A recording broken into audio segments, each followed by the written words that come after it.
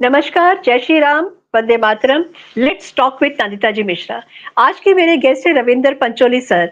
Sir, आपका बहुत बहुत स्वागत है। जय श्री राम, जय भारत। जय श्री राम, जय भारत। सर, हम लोग बात करने के लिए आज बैठे तो है अरविंद केजरीवाल के बारे में। वो आदमी जिसको मारलेना ने बोला, मैं मारलेना ही बोलूंगी, मैं आतिशी को सिंह नहीं बोलूंगी। सौरभ भारद्वाज ने बोला, संजय सिंह ने बोला, और उसकी पार्टी के बहुत सारे लोग ये कहते हैं कि अरविंद केजरीवाल एक सोच है। लेकिन वो सोच जो है क्या है, उसको स्वाति मालीवाल ने बहुत अच्छे तरीके से एक्सपोज किया। बिसाइड दैट, अगर हम बात करना चाहते हैं आज, तो सर जो इलेक्शन का रिजल्ट आया है, वो रिजल्ट ऐसा रहा है जो जिसने केजरीवाल की नींदें उड़ा दी है। और केजरीवाल इस समय भागे भागे फिर रहे हैं। अगर आप उसका चेहरा देखिए या बॉडी लैंग्वेज देखिए तो वो एक डरा हुआ चूहा नजर आ रहा है। और वो एक नार्सिस्ट है, और डरा हुआ, सहमा हुआ, घबराया हुआ है, और शक्की मिजाज का आदमी है। ये सब चीजें तो हमको स्वाति मालीवाल ने बताई, और बहुत सारी चीजें हमको सोशल मीडिया से भी पता लगी कि किस तरीके से वो अपने लोगों के साथ में बिहेव करता है। बट उसको अगर हम छोड़ दें, तो हम अगर डीप जाते हैं और केजरीवाल के दिमाग को अगर हम खोलते हैं, और दिमाग को खोल करके अगर हम थोड़ा सा इंट्रोस्पेक्ट करने की कोशिश करते हैं उसकी तरफ से, तो केजरीवाल का जो कनेक्शन रहा है यूएस के साथ में, डीप स्टेट के साथ में, पन्नून के साथ में, कांग्रेस के साथ में। और कांग्रेस का तो अभी एक बड़ा रेवलेशन हुआ है कि गौरव गोगोई की जो वाइफ है एलिजाबेथ कोलबेन, उसका तो आईएसआई के साथ में रिलेशनशिप भी निकल के आया है, that she was working for ISI. तो इसको आप कैसे देखते हैं अरविंद केजरीवाल की नजर से? देखिए, इस सब के लिए हमको थोड़ा इतिहास में जाना पड़ेगा। अरविंद केजरीवाल को लोग समझते हैं कि अन्ना आंदोलन की उत्पत्ति है, और इसमें मतलब कहीं किसी और का हाथ नहीं है। अरविंद केजरीवाल बेसिकली, मैं बता दूं कि मैं 2006 में यहाँ से एक भोपाल से एक अखबार निकलता है, राज एक्सप्रेस। उस समय नया ही शुरू हुआ था। मैं वहाँ सीनियर वाइस प्रेसिडेंट था। तो अरविंद केजरीवाल का एक एनजीओ चलाते थे उस समय, और मनीष सिसोदिया तब भी इनके साथ में थे। 2006 की मैं बात कर रहा हूँ। तो यूएस एड का उस समय इनको ऊपर पूरा हाथ था। यूएस एड के एक प्रोग्राम चलाता था जो पिछड़े हुए लोगों में, गरीब लोगों में ओआरएस और कंडोम घर घर पहुंचवाता था। और उसकी ब्रांड एम्बेसडर थी स्मृति ईरानी। स्मृति ईरानी को 2000 सिद्धि, ये लोगों को बड़ा मतलब शॉकिंग लगेगा। उस समय एक्चुअली स्मृति ईरानी उसकी ब्रांड एम्बेसडर थी। और स्मृति ईरानी को हम लोगों ने भोपाल की गलियों में घुमाया था, उनके हाथों से कंडोम और ओआरएस बंटवाया था। स्मृति क्या ईरानी बात के कर रहे बारे हैं में सर भी आप? बिल्कुल, क्या मतलब ये बात कर... कोई बिल्कुल सही बात है ये। अरे बाबा! भोपाल की पुराने भोपाल की गलियों में जहाँ मुस्लिम और झोपड़पट्टी टाइप के वो मकान थे, वहां हम लोगों ने गलियों में घुमाया है इनको। और व्यक्तिगत रूप से मैं साथ में रहा हूँ। उस समय यूएस एड के जो हेड थे वो आनंद सिन्हा थे। आप गूगल पे करेंगे, आनंद सिन्हा का निकल आएगा कि वो यूएस एड का काम देखते थे। अभी भी कुछ ना कुछ कर रहे हैं आनंद सिन्हा। तो आनंद सिन्हा के मार्फत एक दिल्ली की एड एजेंसी, उसका मुझे नाम याद नहीं आ रहा, हम लोगों का संपर्क हुआ था। तब मनीष सिसोदिया और अरविंद केजरीवाल से मेरी बड़ी बात होती थी। तब मुझे नहीं ये पता था कि ये इतनी महान हस्ती से मैं बात कर रहा हूँ। मैं समझता था ठीक है, ये एनजीओ वाले हैं, एजेंसी ने इनको इंट्रोड्यूस कराया है कि भाई इनको यहाँ पर भोपाल में ये काम करना है। और न्यूज़पेपर को पैसे मिल रहे थे। स्मृति ईरानी जी से उस समय मैं तो उसी तरह आनंद जी के मार्फत वो छाई हुई थी पूरे भारत में। तो हमने कहा चलो हमारा नया पेपर लॉन्च हुआ है तो एक ब्रांडिंग हो जाएगी। तो स्मृति ईरानी को हम लोग लेके आए थे। तो ये यूएस एड से अरविंद केजरीवाल भी जुड़े हुए हैं। अगर कुछ लोगों को नहीं पता है, मैं बता दूं कि यूएस एड का अरविंद केजरीवाल के पीछे पूरा हाथ रहा है। और स्मृति ईरानी कितनी पाखंडी है, ये मैं आपको बता देता हूँ। स्मृति ईरानी यहाँ पर आई थी भोपाल में, एक पॉश होटल है नूरज सभा, वहां पर वो ठहरी थी, आनंद सिन्हा थे, उनके साथ 2-3 लोग और थे। तो मैं आया तो मुझे आनंद सिन्हा ने इंट्रोड्यूस कराया कि ये स्मृति ईरानी, और उसने कहा कि ये रविंद्र पंचोली भी है और सीनियर वाइस प्रेसिडेंट है फला फला इसकी। नेचुरली मैंने हाथ बढ़ाया तो उन्होंने नमस्कार कर दिया। मैंने कहा कि मैं किसी से हाथ नहीं मिलाती। ओके। मैंने कहा कि आप सीरियल में काम है ना, उनके मुंह पर बोला। मैंने कहा आप सीरियल में काम करती हैं, आप एक तरह से बॉलीवुड से कहीं ना कहीं अटैच है, और जिसके सीरियल में आप काम कर रही हैं वो किन कामों के लिए मशहूर है, मुझे बोलने की जरूरत नहीं है। मैंने ठीक है, आपको ये पाखंड जमता है तो कोई बात नहीं, मैं आपको नमस्कार कर लेता हूँ। तो उस समय ये स्मृति ईरानी से मेरी ये जो पहली नोकझोंक हुई थी वो वहां से शुरुआत हुई। उसके बाद कई बार उनको मैंने अच्छे से उधेड़ा भी है। चलिए, ये तो बात हो गई कि यूएस साइड से अरविंद केजरीवाल कैसे जुड़े हुए हैं, और भारतीय जनता पार्टी की जो स्मृति ईरानी है, जो किसी जमाने में नरेंद्र मोदी को बहुत गाली देती थी, और फिर वो नरेंद्र मोदी और उनको लेके क्या क्या सोशल मीडिया पे गॉसिप चलाई है लोगों ने, वो एक तरफ हम लोग रख देते हैं। अरविंद केजरीवाल को खड़ा करने में, देखिए बीजेपी का क्या है, बीजेपी ने जनसंघ के जमाने से बहुत संघर्ष किया है, बहुत अपमान झेले हैं, उसके नेताओं ने अपमान झेले हैं, एक तरह से अछूत की तरह बीजेपी से बर्ताव किया गया बिल्कुल। है ना। तो बीजेपी ने अपने उत्थान की शुरुआत कहाँ से हुई? बीजेपी के उत्थान की शुरुआत हुई राम मनोहर लोहिया के माध्यम से 1967 में। आप याद करिए, 1967 में उत्तर प्रदेश की सरकार पलटी थी, संयुक्त विधायक दल की सरकार बनी थी, जिसके चौधरी चरण सिंह मुख्यमंत्री थे और राम प्रकाश गुप्ता उप मुख्यमंत्री बने थे बीजेपी के। और वो दोस्ती बहुत दिनों तक चली नहीं। उसके बाद मुलायम सिंह आए। मुलायम सिंह भी बीजेपी के सपोर्ट से पहली बार मुख्यमंत्री बने थे। जब लालू ने और हाँ जो बने थे, और केंद्र में लोहिया के माध्यम से तो ये उत्तर प्रदेश में उन्होंने खेल खेला। केंद्र में उनको सबसे पहले सपोर्ट मिला, जो आंदोलन चला था जेपी का आंदोलन। तो जेपी, आपको पता होना चाहिए, बहुत कृशकाय थे, उनके शरीर में जान नहीं थी, बिल्कुल बड़ी मुश्किल से वो चल पाते थे। तो उस समय इंदिरा गांधी के खिलाफ जो भ्रष्टाचार के आरोप और ये चल रहे थे, तो जेपी को उन्होंने पूरा सपोर्ट किया। बैकड्रॉप में हमेशा संघ रहता है, ये मतलब कहने की जरूरत नहीं है कि जहां बीजेपी है, जहां जनसंघ रहा है, वहां संघ पीछे बैकड्रॉप में हमेशा रहेगा, सामने नहीं आएगा। तो जेपी के सहारे उन्होंने आंदोलन खड़ा किया। भला हो राजनारायण का कि उन्होंने एक इलाहाबाद हाईकोर्ट में अर्जी डाल दी, इंदिरा गांधी का चुनाव अवैध घोषित हो गया। तो वो जो आंदोलन बहुत लंबा चलता, बहुत लंबा नहीं चला। इंदिरा गांधी ने अपने तानाशाही रवैये के कारण इमरजेंसी लागू कर दी और सबको जेल में ठूस दिया। उस जमाने में एक इंडियन एक्सप्रेस में फोटो छपा था, अगर आप तो पुराना इंडियन एक्सप्रेस देखेंगे तो उसमें जयप्रकाश नारायण के ऊपर पुलिस लाठी बरसाने वाली है, और नानाजी देशमुख बिल्कुल उनके ऊपर इस तरह लेटे हैं कि कहीं से भी अगर लाठी पड़े तो सबसे पहले नानाजी देशमुख पे पड़े। और अगर जयप्रकाश नारायण को वो लाठी एक भी पड़ जाती तो उनका प्राणांत हो जाता था, उनके शरीर में तो जान थी ही नहीं। अब आता है इमरजेंसी के बाद। लोगों को थोड़ा बोरिंग नहीं लगना चाहिए, इंटरेस्टिंग लगना चाहिए, क्योंकि ये बहुत सारी बातें हैं जो आज की पीढ़ी को पता नहीं है कि ये सारा खेल कहाँ से शुरू हुआ।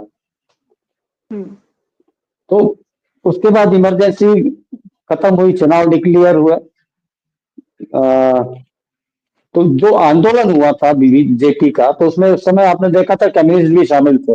पर कम्युनिस्ट क्या है, सुविधा जीवी आंदोलन जीवी है। सुविधाओं के हिसाब से आंदोलन में खाने पीने को मिलता रहे, 2-4-10 दिन बैठ जाएंगे। पर जब जेल में सुताई शुरू हुई और सबकी तशरीफें सुझाने लगे, तो वो वहां से छोड़ के इंदिरा गांधी के साथ कम्युनिस्ट शामिल हो गए और इमरजेंसी का उन्होंने समर्थन कर दिया। तो ये कम्युनिस्टों का पुराना इतिहास रहा है। उसके बाद सरकार बनी विश्वनाथ प्रताप सिंह की। भारतीय राजनीति के इतिहास में पहली बार कम्युनिस्ट पार्टी और जनसंघ जो बाद में भारतीय जनता पार्टी 1980 में बनी, ने विश्वनाथ प्रताप सिंह को सपोर्ट किया, उनकी सरकार बनी। तो पहली जो गैर कांग्रेसी सरकार बनी उसमें भी बीजेपी का हाथ था, जनसंघ का हाथ था। जब आडवाणी का रथ लालू ने बिहार में रोक लिया तो बीजेपी ने विश्वनाथ प्रताप सिंह से अपना सपोर्ट वापस ले लिया और उत्तर प्रदेश में मुलायम सिंह से सपोर्ट वापस ले लिया। तो मुलायम सिंह को वहां पर कांग्रेस ने सपोर्ट कर दिया, मुलायम सिंह को यूपी में, कि आप सरकार बना लीजिए। वो दिन है और आज का दिन है, कांग्रेस में कांग्रेस का यूपी में कहीं नाम और लेवा बचा नहीं है। तो वो सबसे बड़ी जो मिस्टेक करी थी वो उन्होंने करा। और उसके बाद विश्वनाथ प्रताप सिंह चले गए क्योंकि चरण सिंह की उद्दंडता और राजनीतिक महत्वाकांक्षा के चलते वो सरकार चली नहीं। उसके बाद चंद्रशेखर आया, फिर गुजराल और ये सब चलते रहे। इसके बाद 2009 में 2004 से 13 तक मनमोहन सिंह का राज रहा। बीजेपी पूरी कोशिश करती रही। अब ये 2G और 4G और ये सारे जो जी के वो उद्घाटन हुए भ्रष्टाचार के, तो बीजेपी को एक मौका मिला कि इनके लिए कुछ किया जाए। अब उनको क्या है, बीजेपी हमेशा एक मोहरा आगे रख के चलती। उस समय उन्होंने अन्ना हजारे को महाराष्ट्र से उठाया, उनकी बड़ी मतलब अच्छी इमेज थी। अन्ना हजारे को उन्होंने वहां से आगे किया। अन्ना हजारे के लिए पूरा मंच रामलीला मैदान में सजाया। आपको याद हो तो संघ के कार्यकर्ता पानी और खाना सारा वहां पहुंचा रहे थे। सारा अरेंजमेंट संघ का और बीजेपी का था। एक फोटो अगर आप दिखा सकें, बहुत लोगों ने ये फोटो नहीं देखी होगी, उनको बड़ा आश्चर्य होगा कि अरविंद केजरीवाल, मुरली मनोहर जोशी, सुषमा स्वराज, LK आडवाणी, राजनाथ सिंह, इन लोगों के साथ बैठ के डिस्कस कर रहे हैं। उनके साथ में किरण बेदी भी है और अरविंद केजरीवाल है और अन्ना हजारे बैठे हैं। अगर आपके पास हो तो हमारे दर्शकों को वो फोटो दिखा दीजिएगा। जी, मैं फोटोज अभी डाल दूंगी बीच में। बिल्कुल, बहुत बहुत इंपॉर्टेंट फोटोग्राफ है वो। तो लोगों को ये पता चले कि बीजेपी कैसे कांटे से कांटा निकालना जानती है।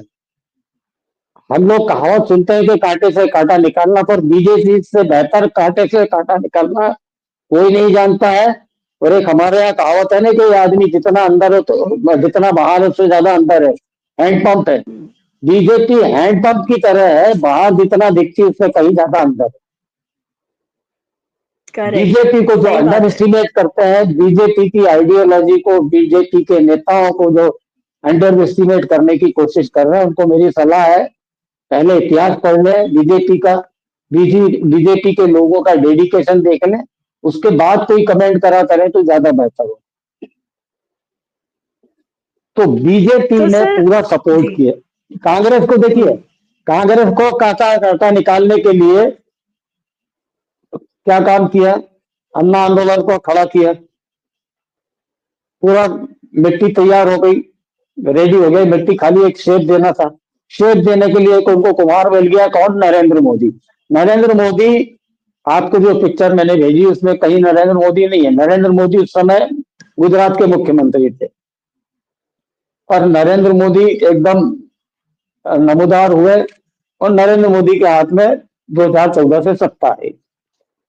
अरविंद केजरीवाल को अन्ना हजारे ने बहुत मना किया, पर अरविंद केजरीवाल के साथ प्रशांत भूषण, कुमार विश्वास, आशुतोष, किरण बेदी, इन सबकी बड़ी राजनीतिक महत्वाकांक्षा जाग गई। तो उन्होंने अन्ना हजारे को किनारे किया। अन्ना हजारे को किनारे किया तो इन लोगों को यह नहीं मालूम था कि कमीनों का कमीना जो कोई है वो अरविंद केजरीवाल है। उसने एक एक करके उसके जितने कंपटीटर हो सकते थे सबको बड़े प्यार से निपटाया।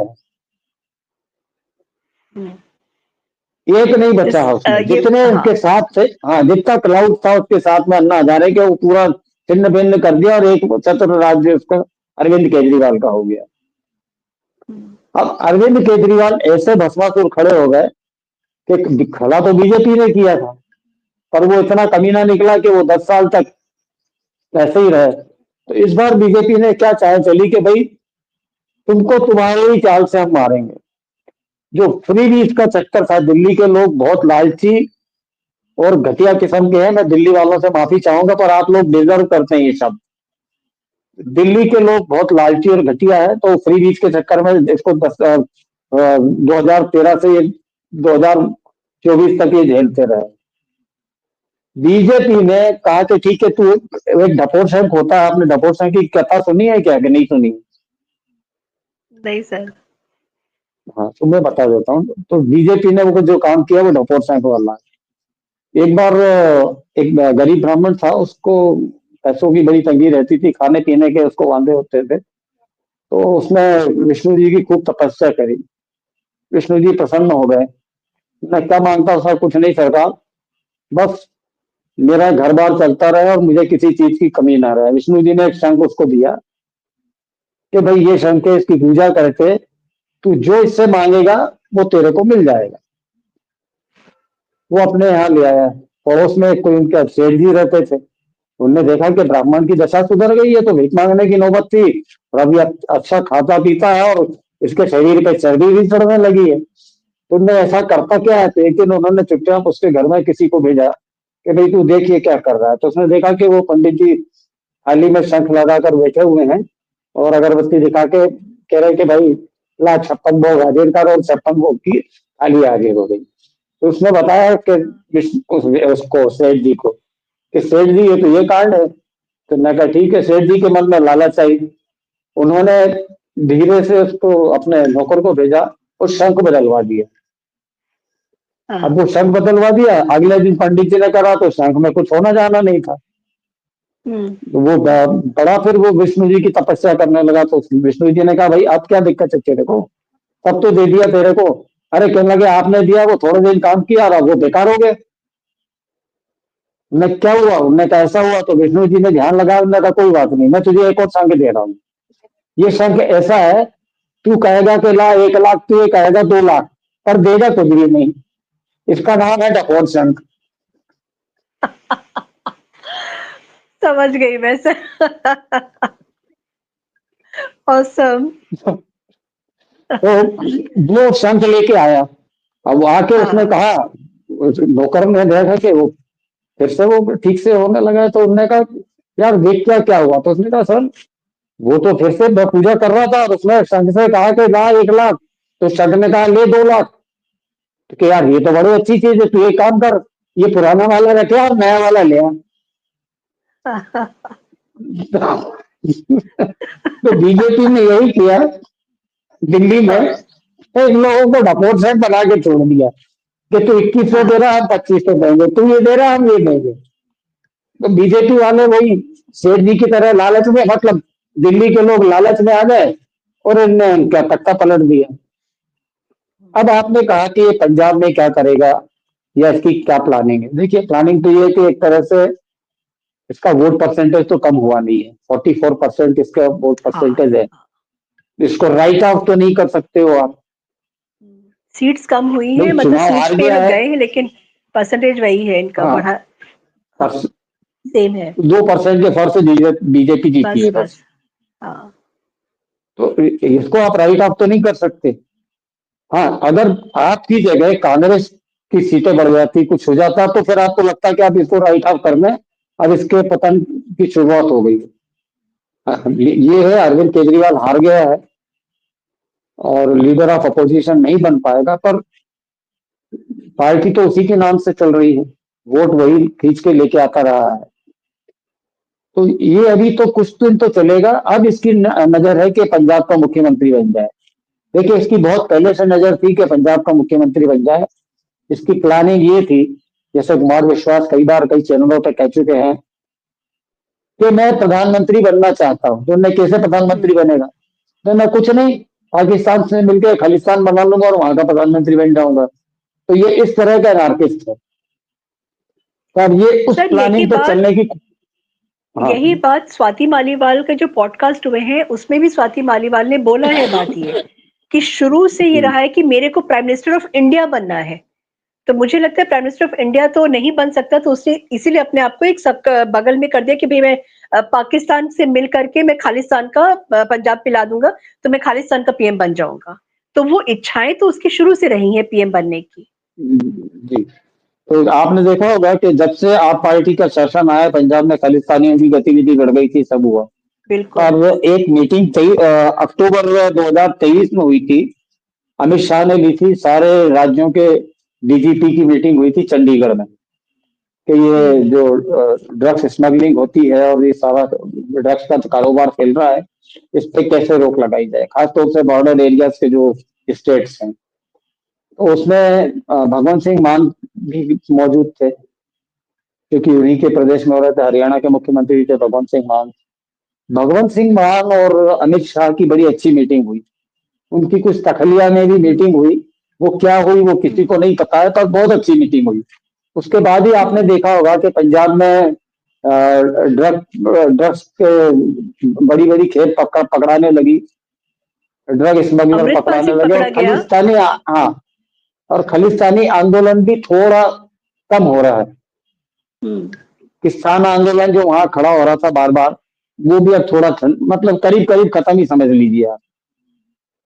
वो किसानों के नाम पे जो खालिस्तानी वो कर रहे थे वो सब ठंडे हो गए। Correct, correct. तो अमित शाह और नरेंद्र मोदी के होते ऐसा तो कुछ संभव है नहीं। ये संभावना है, देखिए राजनीति में सब कुछ संभव है। अगर महबूबा मुफ्ती के साथ बीजेपी सरकार बना सकती तो हो सकता है कि सरकार बनाने में पंजाब में कांग्रेस को कहीं बैकडोर से सपोर्ट कर दे। थोड़े दिन सरकार चलने देगी, बाद में पता लगा कि सरकार पलट देंगे अपनी। सर एक बीजेपी की इस क्वेश्चन काम मेरे में बहुत, हाँ, एक सवाल मेरे दिमाग में आ रहा है। सुप्रीम कोर्ट का क्लियर जो है कहना है कि ये इसको जेल तो जाने दे, कि दिस इज फॉर श्योर। तो अगर ये पंजाब की तरफ में अपनी नजरें गड़ा के बैठा हुआ है कि मैं वहां का सीएम बन जाऊंगा, तो हाउ इज इट पॉसिबल कि जो है वो जब सुप्रीम कोर्ट ने बोल के रखा है कि तुम्हारे ऊपर ये केस चलेगा तो तुमको तिहाड़ में अगर बंद कर देंगे, तो वापस ये तो he is back to square one. ना वो दिल्ली का सीएम बन पाया है क्योंकि हार गया है, और पंजाब का नहीं बन सकता बिकॉज ऑफ जो सुप्रीम कोर्ट ने जो बोला हुआ है, उसका जो वर्डिक्ट है। तो ये क्या खिचड़ी क्या पका रहा है ये? या तो 2 साल जो पंजाब मोदी को जी, संभाल ले। जी। मोदी जी ने जो बीजेपी के ऑफिस में जो चुनाव के बाद भाषण दिया था, विजय रैली कह लीजिए, जो भी कह लें उसको, उन्होंने कहा था कि धूर्त और मूर्ख को राजनीति से हटाना है। तो धूर्त तो हार गया, एक मूर्ख है। हाँ, मूर्ख को कांग्रेस हटाएगी मुझे नहीं लगता है, क्योंकि मूर्ख के दम पे पूरी कांग्रेस चल रही है। करेक्ट। अब आप एक और सुनिए, देखिए फिर इतिहास में जाइए। कम्युनिस्टों का पूरे बंगाल पे कब्जा रहा, करीबन 31 से 33 साल तक उन्होंने राज किया। और कम्युनिस्टों को किसने उखाड़ा? ममता बनर्जी ने। ममता बनर्जी को बीजेपी ने पूरा सपोर्ट किया था, आपको पता होगा। अटल बिहारी वाजपेयी ममता बनर्जी की माता जी से उम्र में बड़े ही होंगे, सॉरी।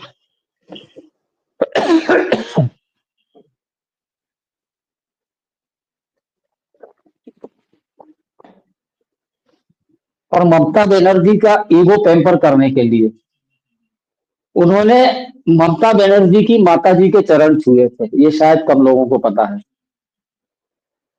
ओ, यस। और ममता बनर्जी को उन्होंने कम्युनिस्टों के खिलाफ बतौर कांटा यूज किया। मतलब हाथी बन गए बीजेपी और हाथी के ऊपर सवार हो गई ममता। तो शिकार करवाया इन्होंने कम्युनिस्ट पार्टी को। तो एक कांटे से दूसरा कांटा निकाला, अब ये कांटा भी बड़ा हो गया है। अब ये भी एक और भस्मासुर खड़ी हो गई बंगाल में। अब इनको निपटाने का आप देख लीजिए, पिछले कुछ समय से ममता बिल्कुल शांत है। कहीं ममता का कोई हल्ला गुल्ला और नरेंद्र मोदी के खिलाफ या केंद्र सरकार के खिलाफ कोई वक्तव्य नहीं आ रहा है। वो बीजेपी भी चुपचाप बैठी है। अब ये तैयारी चल रही है अगले चुनाव की। और अब बीजेपी का चुनाव प्रचार करना भी, राहुल गांधी तो पदयात्रा पे बंगाल में निकल ही रहे हैं। तो वो तो स्टार कैंपेनर है, तो उनका स्टार कैंपेनर पहले पहुंच रहा तो झारखंड में, बाद में बीजेपी जाएगी। तो बीजेपी जो हाँ। अभी चुपचाप बैठी हुई है, वो जैसे शेर शिकार करने के लिए झाड़ियों में चुप कर बैठता है, अब अगला शिकार ममता होने वाली है। अगला कांटा जो निकलेगा वो ममता का निकलेगा। वो ममता ने आज कह दिया है कि कांग्रेस अपने दम पे लड़े, कांग्रेस को यहाँ बंगाल में कोई जगह नहीं है। और सीपीएम और कांग्रेस वोट तो काटेंगे निश्चित तौर पर मुसलमानों के। करेक्ट। और अब हिंदू एक होता जा रहा है। बांग्लादेश की स्थिति देख के बंगाल का हिंदू भी सतर्क हो गया है। तो अगला जो टारगेट है, कांटे से कांटा जो निकलेगा, वो ममता बनर्जी का है। एक आपको तारीफ करना होगी बीजेपी की, कि बीजेपी के जितना धैर्य किसी पार्टी में नहीं है। सत्ता के लिए उतावले नहीं होते हैं, बहुत ठंडा करके खाते हैं। बीजेपी ने जो उद्धव ठाकरे के हाथों 5.5 साढ़े 7 साल जो अपमान सहा, उसका बदला कैसे लिया है कि अब उद्धव ठाकरे का कहीं अस्तित्व बचा है, मुझे नहीं लगता। करेक्ट। अपमान झेलते रहे, पर वो पहले अपनी जमीन तैयार करते हैं कि आप जमीन मजबूत हो गई, हमारे पांव टिके रहेंगे, दलदल में नहीं है, अब इसको निपटाते। तो वो काम वो करा। अब नंबर आ गया बंगाल का। अब बंगाल के बाद अब हम फिर आ जाते हैं यूएस एड। यूएस एड का सर जो यूएस एड निशिकांत, से पहले, यूएस एड से पहले हाँ, सर, सॉरी मैं बीच में आ रही हूँ, एक सवाल मेरे दिमाग में आ रहा है कि पंजाब की तरफ में अब केजरीवाल ने अपना पूरा फोकस कर दिया है, और जैसे वो वहां का जो हेलीकॉप्टर एयरक्राफ्ट हुआ करता था उसको ऑटो रिक्शा की तरह यूज करता था केजरीवाल, भगवंत सिंह मान का। क्या ये जो स्ट्रैटेजी है आपको समझ में कुछ ऐसा आ रहा है कि 2 साल अभी पंजाब में बचे हैं और यहाँ पे महिलाओं ने भर भर के वोट दिया है भाजपा को, चाहे वो जो भी उनकी स्कीम्स वो लेकर के आए हैं, जिसको काउंटर किया है केजरीवाल की स्कीम्स के साथ में। वहां की महिलाएं जो है वो आ गई थी दिल्ली में कि हमको तो पैसा दिया नहीं है।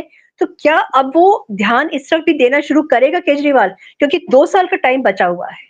2 साल के टाइम में क्या वो सीमेंट करने जा रहा है पंजाब को इस तरीके से कि वो नेक्स्ट इलेक्शन भी जीत जाए?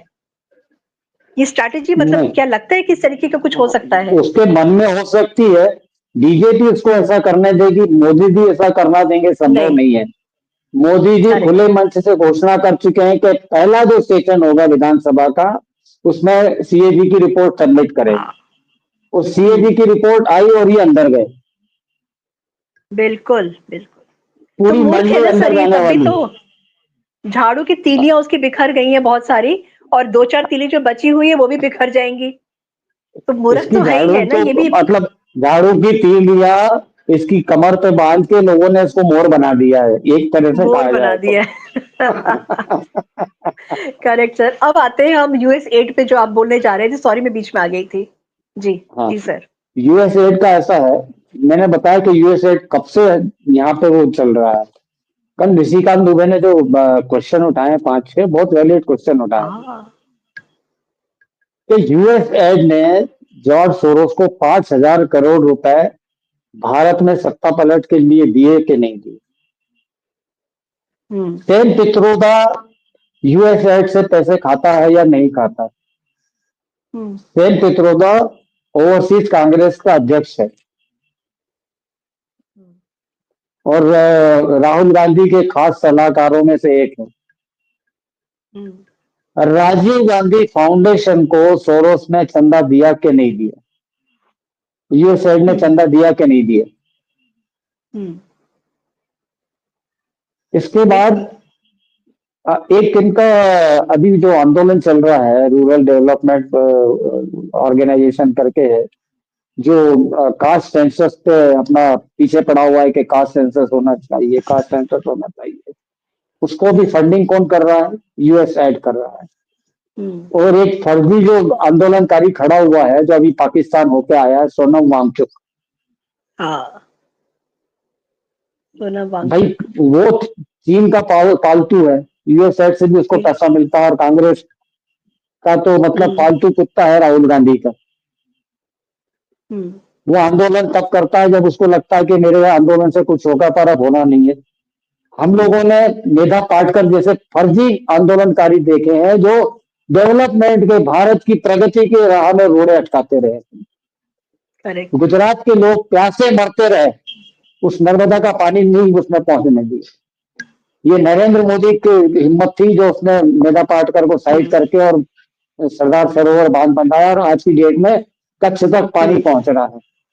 जो कच्छ का एरिया है कि बूंद के पानी के लिए तरसता था, आज की डेट में भरपूर पानी। तो ये हाँ। फर्जी आंदोलनकारियों के सारे चेहरे बेनकाब हो गए। वो अरुंधति राय हो, मेधा पाटकर हो, कोई हो, जिन जिन को पुलित्जर पुरस्कार मिले हैं वो सारे के सारे देशद्रोही हैं। और इन देशद्रोहियों का सरदार, मुझे कहने में कोई हिचक नहीं है, कांग्रेस पार्टी है। और कांग्रेस पार्टी को चला रहा है राहुल गांधी। राहुल गांधी को सबसे पहले देशद्रोह के आरोप में पकड़ के तिहाड़ जेल में ठूसना चाहिए, और इनको इतना सोचना चाहिए कि अगले 2 महीने तक ये पैदल ना चल सके। आप कह रहे तो मेरी लड़ाई भारतीय स्टेट के विरुद्ध है, इंडियन स्टेट के विरुद्ध है। क्यों तुम्हारे बाप की जागीर है भारत? क्या तुम्हारे बाप दादा बपोते लिख गए, पट्टा लिख गए कि भारत तो तुम ही राज करोगे? विदेश में जाके तुम भारत की बुराई करते हो, भारत की प्रगति को नीचा करके दिखाने की कोशिश करते हो, भारत की किसी संस्था को तुम मानते नहीं हो। क्या तुमको, तुम्हारे को राज्य अधिकार का पूरा अधिकार दिया हुआ ऊपर से लिख के लिखवा के लाए हो क्या? तो मुझे शर्म उन हिंदुओं पे आती है, उन वोटर्स पे आती है जो ऐसी घटिया पार्टी को, ऐसे घटिया आदमी को वोट देते हैं। इनको शर्म नहीं आती है। हमारे सनातन धर्म को साला नीचे दिखाने का काम करते हैं। हिंदू धर्म को कहीं भी जलील करने से पीछे नहीं रहते हैं। मुसलमान मुसलमान मुसलमान करके आधा हिंदुस्तान मुसलमानों के सुपुर्द कर दिया है इन्होंने, आधा हिंदुस्तान पाकिस्तानियों को दे दिया। इसके बाद फिर दोबारा यहाँ जो बच गए उनको फिर इतना सर चढ़ा दिया है कि वो समझते हैं कि उनका मुगलों ने यहाँ राज किया था और मुगल ही यहाँ आके करते थे। तो ये जो चला आ रहा है, और यूएस एड के अभी बहुत परतें खुलने वाली है, कई बड़े बड़े नाम आने वाले हैं। अभी आप देखिए संसद में बहुत हंगामे होने वाले हैं, और कई लोगों की गर्दनें नपने वाली है। जो लोग सोच रहे थे कि 240 सीटें आने के बाद मोदी जी ढीले पड़ जाएंगे, देखिए नेचुरल है, कोई भी हार खेल में आपको जितनी उम्मीद है उससे कम आप टारगेट तक पहुंचते हैं, थोड़ा सा फ्रस्ट्रेशन आता है। वो थोड़ा फ्रस्ट्रेशन शायद 10-15 दिन मोदी जी के चेहरे पे दिखा भी था, झलका भी था। और उसके बाद जो वो काम कर रहे हैं तो ऐसा लग रहा है कि उनको तो 450 सीट दे दिए लोगों ने। उनका जो कॉन्फिडेंस है, जो जिस तरह से वो काम कर रहे हैं, वो लग रहा है कि 450 सीटें हैं। वो पी चिदम्बरम कबूल कर चुके हैं कि सीटों से कोई फर्क नहीं पड़ रहा, मोदी तो वैसे ही काम कर रहा है जैसे 300 से ऊपर सीटें लेकर है।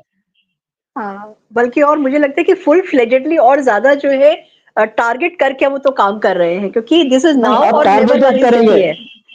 जी। देखिए इन्होंने क्या करते हैं, ये पहले जाल बुनते हैं, जाल बुनने में टाइम लगता है। मछलियां पकड़ना होती तो तालाब में जाल डाल के अंदर छोड़ दिया जाता, मछुआरे आप देखते हो खड़े नहीं रहते, छोड़ के चले आते हैं। मछलियां आती जाती जब देखते हैं कि हाँ सफिशियंट हो गया तो जाल समेट लेते हैं। तो ये 10 साल इन्होंने जाल फैलाया, अब जाल समेटने का टाइम आ गया।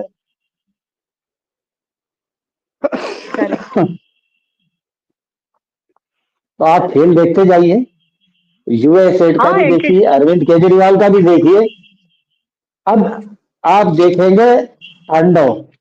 देखिए तांडव ओवरनाइट नहीं होता, तांडव में टाइम लगता है, तांडव के लिए तैयारी बड़ी होती है। बड़ा धरती पे पाप हो जाए, बहुत ज्यादा हो जाए, तो अब क्या हो गया है, अति हो गई है। तो अब आप तांडव देखिएगा मोदी जी का।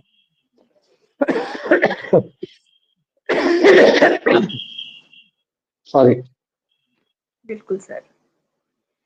अब तो जो है मेरे को लगता है कि केजरीवाल का अब लास्ट में सिर्फ एक ही गाना आता होगा उसके दिमाग में, दिल के अरमा आंसुओं में बह गए, मैं रेवड़ियां देकर भी करेला खा रहा हूँ।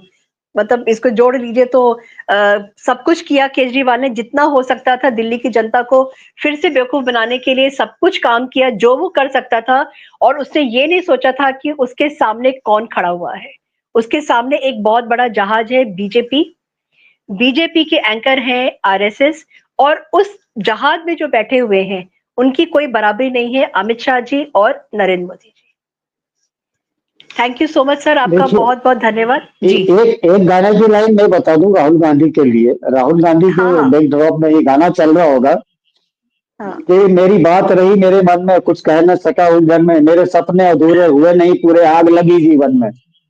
तो राहुल गांधी ये गाना गा रहे हैं, वो गाना गा रहे हैं। लेकिन अरमान दोनों के निकल गए, एक पीएम बनना चाहता था और एक ने पीएम बनने की ख्वाहिश बताई थी, और दोनों पीएम नहीं बन पा रहे हैं, तो दोनों अपने आपस में ही लगे पड़े हैं। Thank you so much sir, आज आपने बहुत जबरदस्त रेवोल्यूशन किया है, और मैं अपने व्यूअर्स को बोलूंगी कि अगर आपको पोर्शन समझ में नहीं आया है, आप उसको रिवाइंड करके दोबारा देखिएगा, क्योंकि वो जो चीज बताई है सर ने, बहुत बड़ी बात बताई है। और कहानी जरूर सुनिएगा, जो शंख की कहानी थी उसको जरूर सुनिएगा, आपको सब कुछ समझ में आ जाएगा कि ये जो जाल फैला था और ये जो रचना की गई थी चक्रव्यूह की, वो क्या थी और कैसे की गई थी, और उसका एंड रिजल्ट हम सबके सामने है। दिल्ली हमारे पास में है, हम सेफ हैं, क्योंकि दिल्ली अगर केजरीवाल के पास इस बार चली जाती तो हम सेफ नहीं होते। तो thank you so much sir, आपका बहुत बहुत धन्यवाद। जय हिंद, जय भारत, भारत माता की जय। जय श्री राम, जय भारत।